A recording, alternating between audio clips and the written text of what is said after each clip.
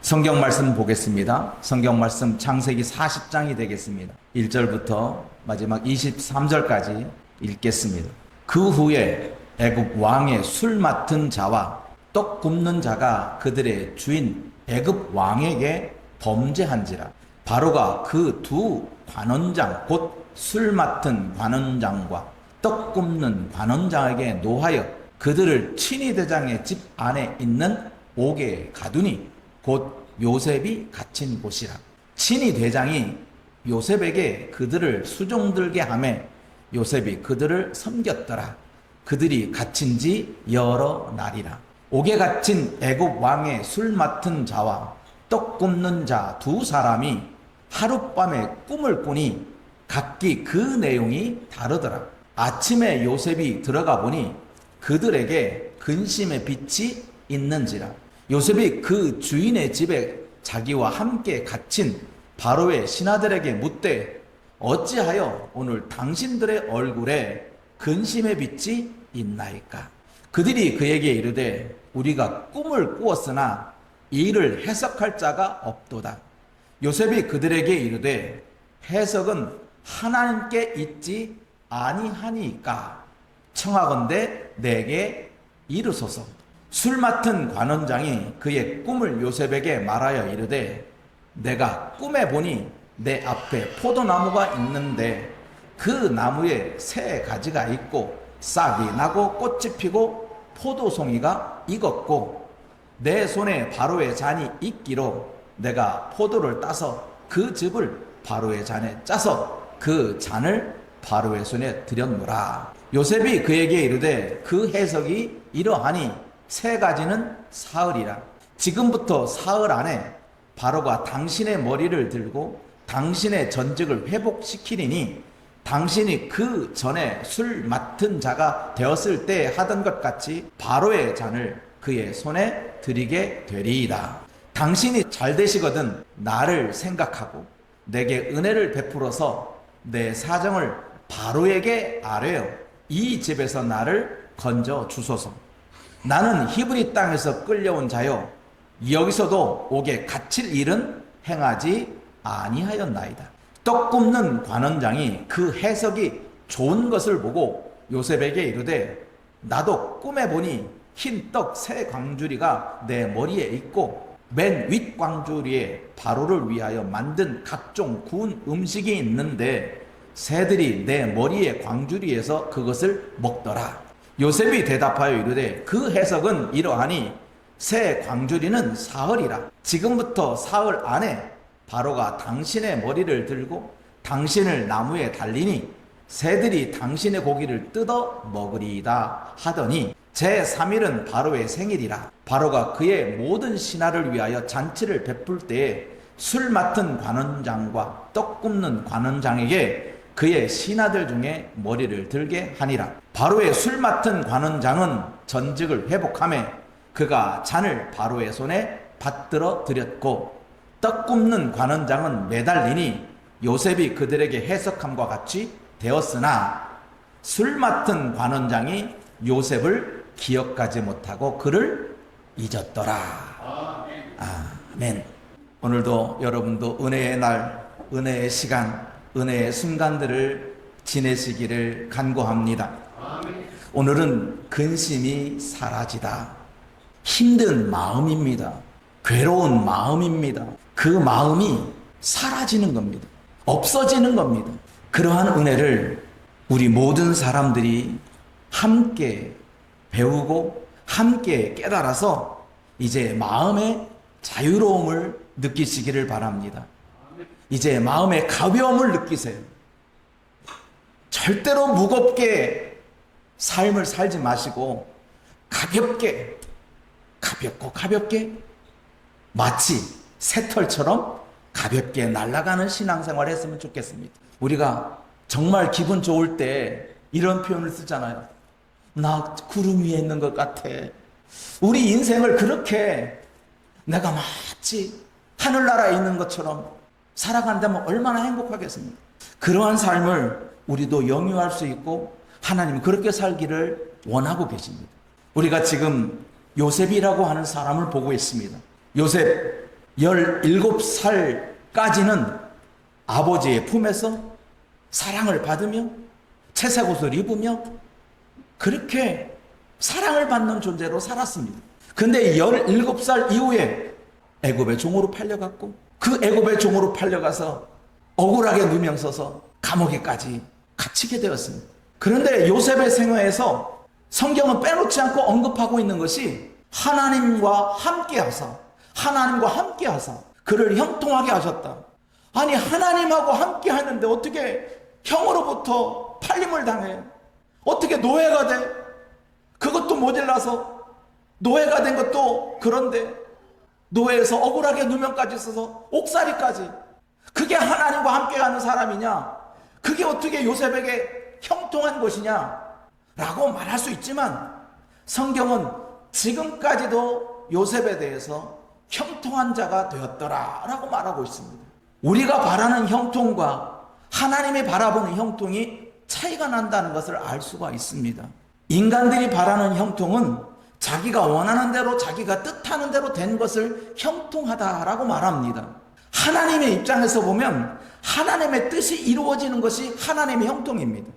그러니 요셉의 생활을 통해서 요셉의 생애를 통해서 하나님의 뜻을 한순간도 잃어버린 것이 없어요. 요셉이 가는 그 발걸음 자체가 하나님의 뜻을 이루는 발걸음이었어요. 그러니 하나님은 요셉이 가는 곳이 노예로 팔려가든 감옥에 누명을 써서 감옥에 들어가든 하나님이 보실 때는 그는 형통한 자가 된 거예요. 우리 사람들이 보는 형통과 하나님 보는 형통의 차이가 이렇게 엄청난 차이가 난다는 것을 여러분 아시기 바랍니다. 그러면 우리의 형통은 하나님의 뜻을 이루는 형통으로 살아가야 됩니다. 왜? 우리는 하나님을 믿는 자니까요. 하나님을 믿는 자이니 인간의 형통을 소망하는 게 아니라 하나님의 형통을 소망하는 사람으로 살아가야 된다는 겁니다. 그래서 감옥에 억울하게 누명을 쓰고 왔지만 하나님은 그 감옥에서도 요셉과 함께 하셨고 그를 형통하게 하셨습니다. 그런데 그 감옥에 두 사람이 새로 들어왔어요. 신입 회원이 들어온 거예요. 다른 사람에게 죄를 지은 게 아니라 애굽 왕에게 죄를 지었다, 범죄했다고 했어요. 그러니 이 두 사람은 왕에게 죄를 지어서 감옥에 왔으니 그들이 감옥 온 것은 당연한 거야. 아니 오히려 더 감옥에 들어온 곳이 그 사람들에게는 다행이야. 즉결 심판을 당해도 아무 말 못하는 다른 사람의 죄도 아니고 왕에게 죄를 져했는데 이 두 사람이 은혜를 받아서 즉결 처형을 당하지 아니하고 요셉이 갇힌 그 옥에 들어오게 된 거예요. 그래서 이 두 사람을 요셉이 섬기게 됐어요. 왜냐하면 보디발이요 요셉에게 당부를 해요.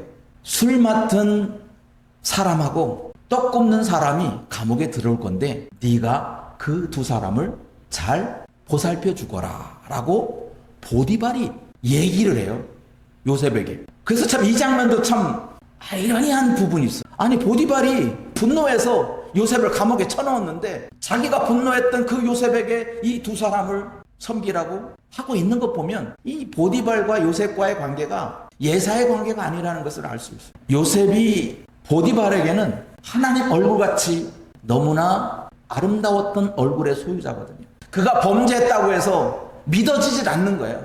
자기 아내를 희롱했다고 하는 것을 믿기가 어렵지만 자기 아내가 그렇게 주장하니 마지못하여서 아마 요셉을 감옥에 넣은 것 같은 느낌이 오늘 40장에서 듭니다.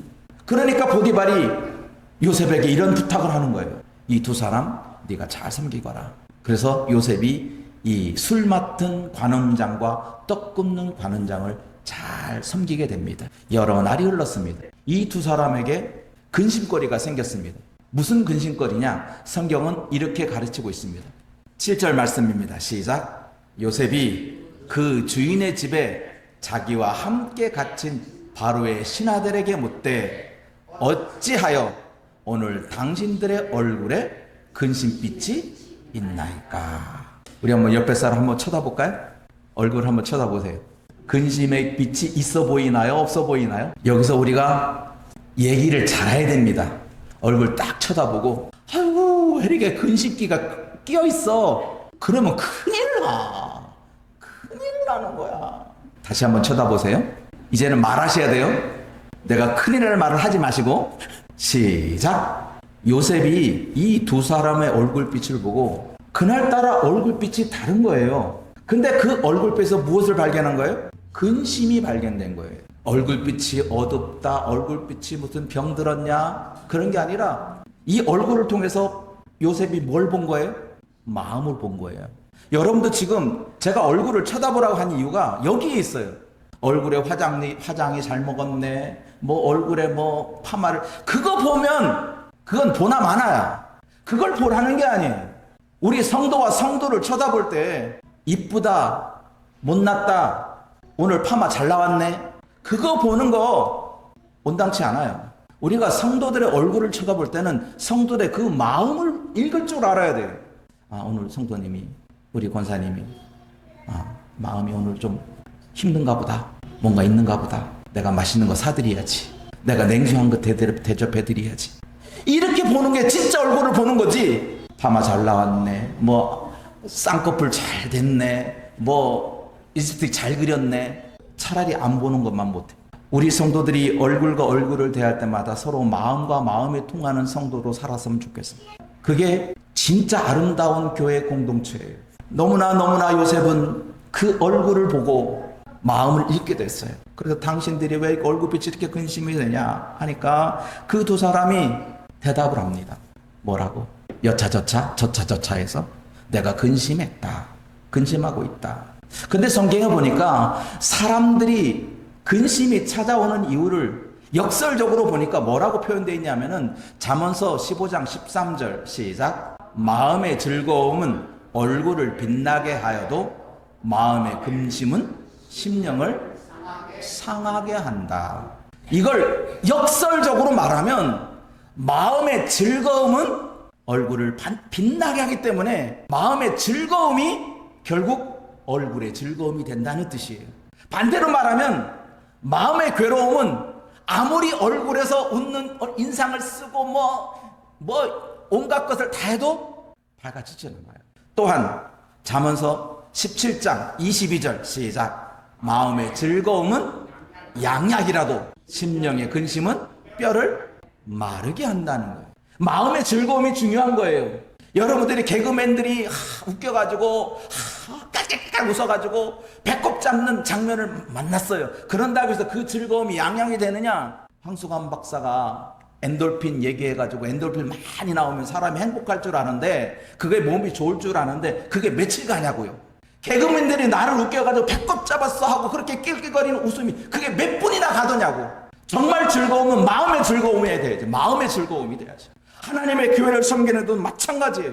마음의 즐거움으로, 마음의 즐거움이 요동쳐야 거기에 양약이 생겨서 나로 하여금 건강한 사람으로 살아가게 만들지. 겉으로만 즐겁다고 해서 그게 즐거워지냐는 말이에요. 그건 다만 뼈를 마르게 할 뿐이에요.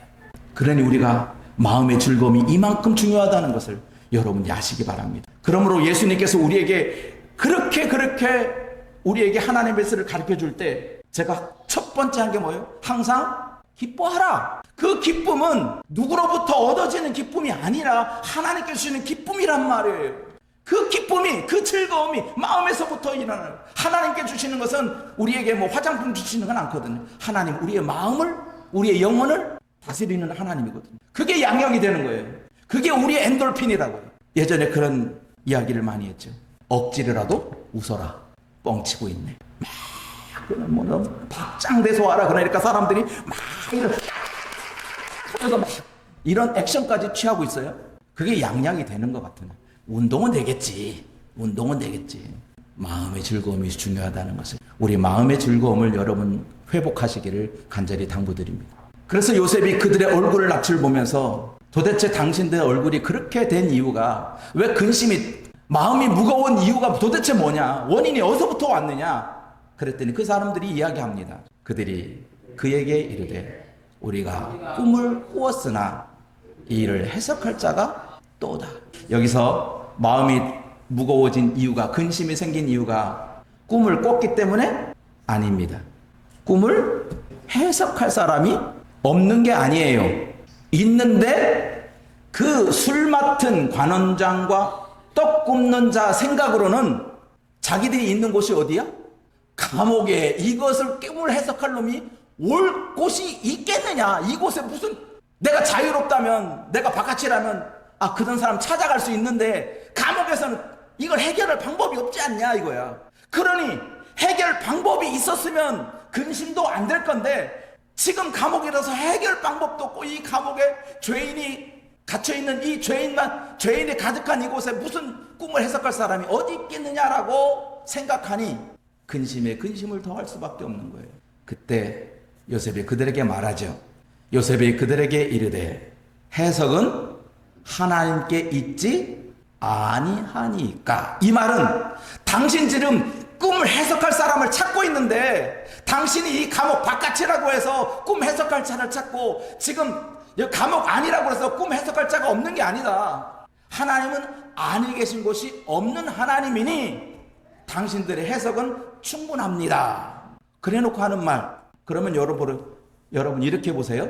해석은 하나님께 있지 아니하니까. 그러면 여러분 해석하려면 누구를 만나야 돼요? 하나님을 만나야 되잖아요. 그러면 하나님께 있으니 하나님께 구하십시오. 그래야 맞잖아. 해석은 하나님께 있으니까 하나님께 아뢰십시오. 그럼 하나님께서 답을 주실 것입니다. 이게 맞잖아요. 근데 요셉은 어떻게 해요? 해석은 하나님께 있는데 얘기는 누구한테 하래? 자기한테 하래. 이게 진리예요.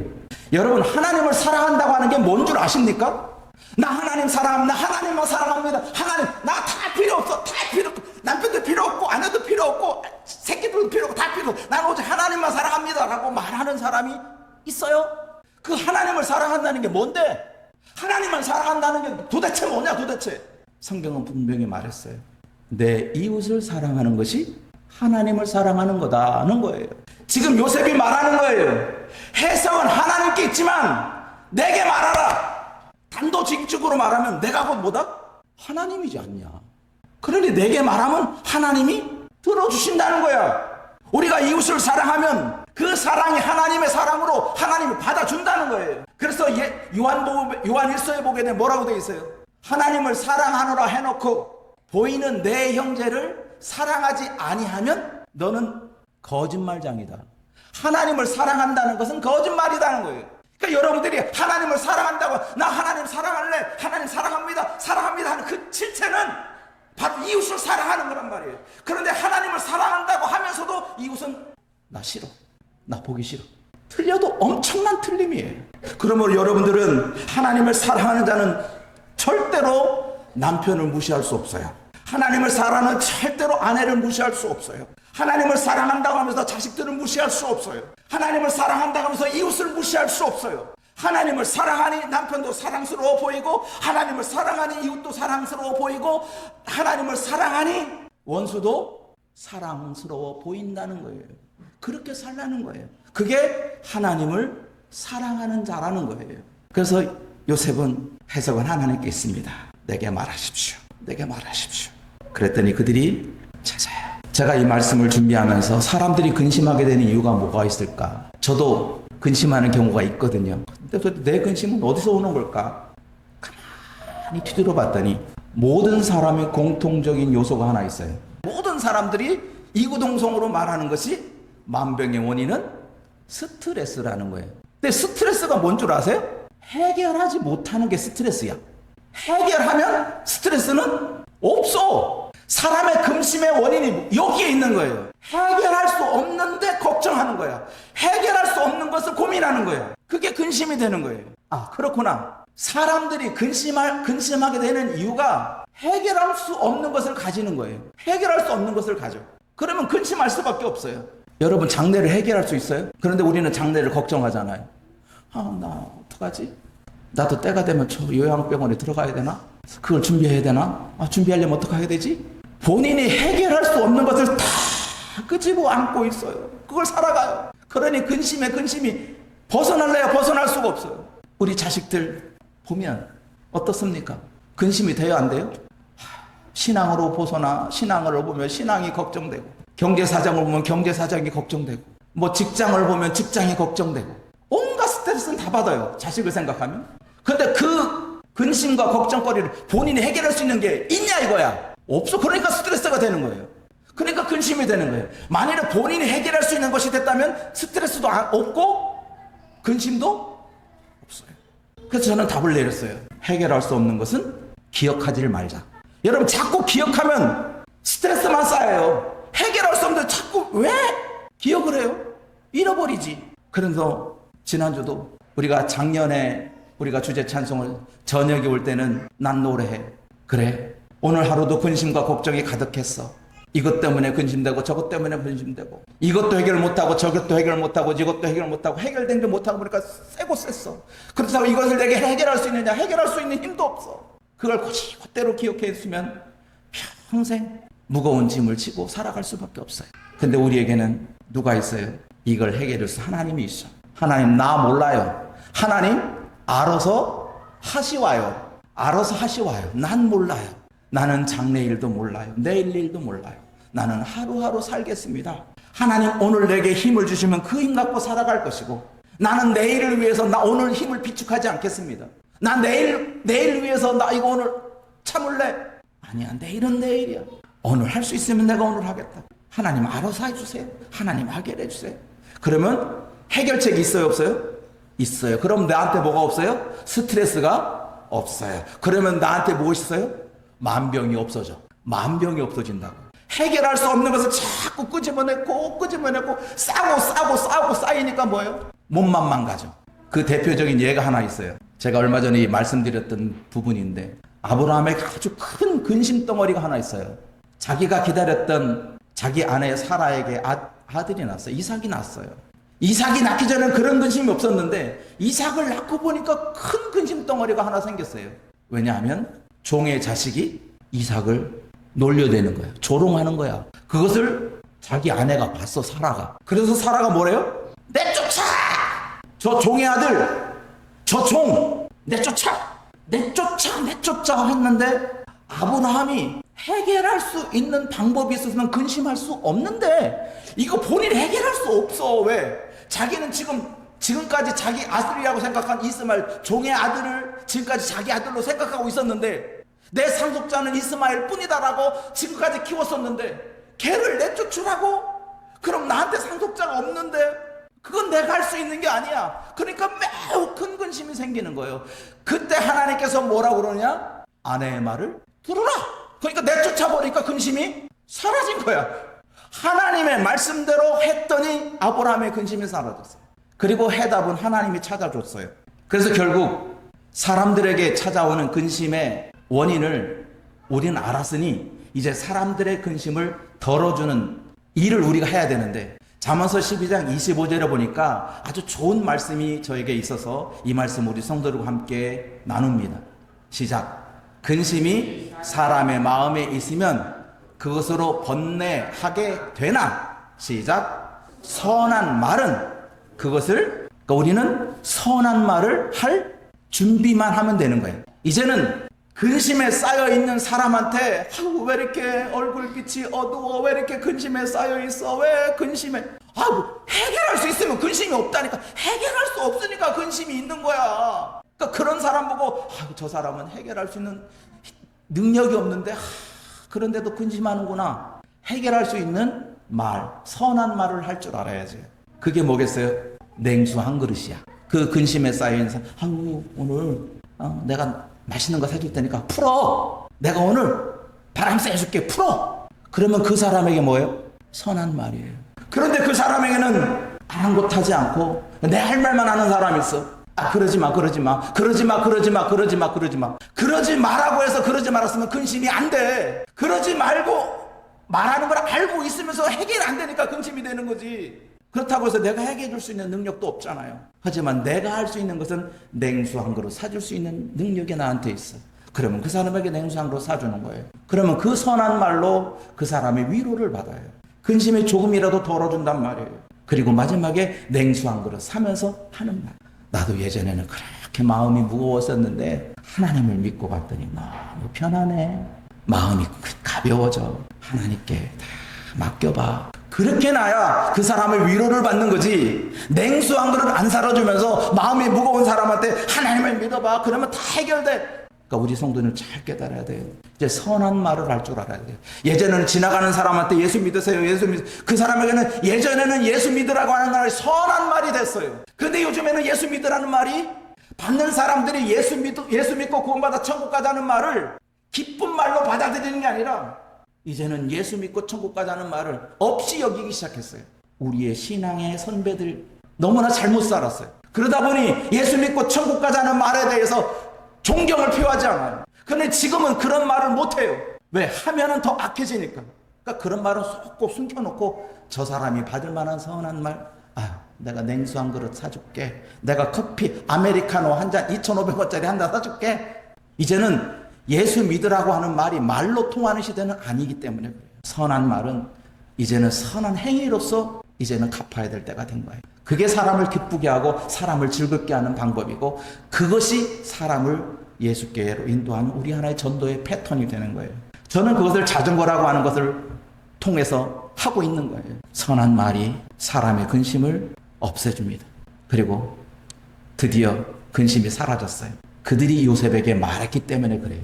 만일에 그들이 요셉을 무시하고 너 같은 종이 이 감옥에 처있는 그것도 감옥에 자기 상관의 부인을 희롱해서 잡혀온 그런 종이 네가 알면 뭘 한다고 까불고 있어? 무시하거나 멸시했더라면 근심은 사라지지 않아요. 그런데 그들이 해석은 하나님께 있다 내게 말하라 하는 그 말을 듣고 요셉에게 말하기 시작합니다. 그래서 요셉에게 여차저차 말했어요. 여차저차 말했더니 요셉이 이렇게 여차저차 해석했어요. 해석 시작. 세 가지는 사흘이라. 바로에게 잔을 드린 것은 전직을 회복한다는 해석입니다. 그랬더니 이 해석을 듣고 떡 굽는 관원장이 야 요셉이라는 자가 해석을 잘하네. 그러고 자기도 이야기합니다. 뭐라고? 여차저차 해서 저차저차 했다. 그때 요셉의 해석이 뭐예요? 새 광주리는 사흘이라. 새들이 떡을 먹었으니 새들이 당신의 머리를 쪼을 것이다. 당신은 죽습니다. 좋은 해석은 해줄 수 있지만 나쁜 해석은 말하기가 그렇잖아요. 근데 요셉은 좋든 싫든 사실대로 말하는 거예요. 죽으면 죽는다 하고 살면 산다 하는 거예요. 여기서 우리가 한 가지 깨닫습니다. 예수님께서 이런 비유로 하신 장면이 성경 떠올랐습니다. 두 사람이 함께 맷돌을 갑니다. 두 사람이 손을 잡고 맷돌을 갈아요. 그런데 어떻게 됐죠?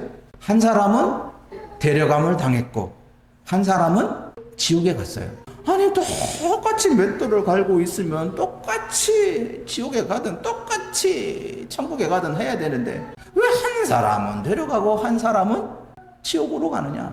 술 맡은 관원장은 전직을 회복하게 되고 떡 굽는 관원장은 참수를 당하느냐? 목을 베는 일을 당하느냐?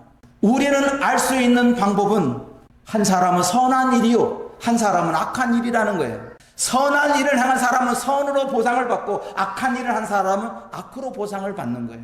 그러니 술 맡은 관원장은 선한 일을 한 것이고 떡 굽는 관원장은 악한 일을 한 것이야. 그래서 한 사람은 데려감을 당하고 한 사람은 버림을 당한 거예요. 한 사람은 예수 믿으면서 맷돌을 갈고 한 사람은 예수 안 믿으면서 맷돌을 가는 거야.